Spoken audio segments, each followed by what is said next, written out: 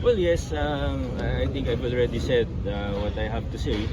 Uh, Tuloy-tuloy lang kung ano naman yung maitutulong namin as local government. Of course, we're doing our own parallel investigations. Ang importante dito, managot ang kailangan managot. Whether they're government officials, contractors, suppliers,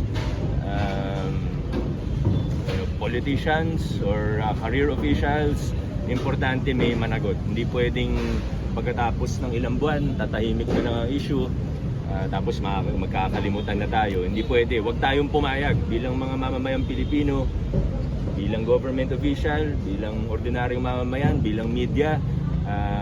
Huwag tayong pumayag na magkalimutan tayo after 2 months, after 2 years for that matter.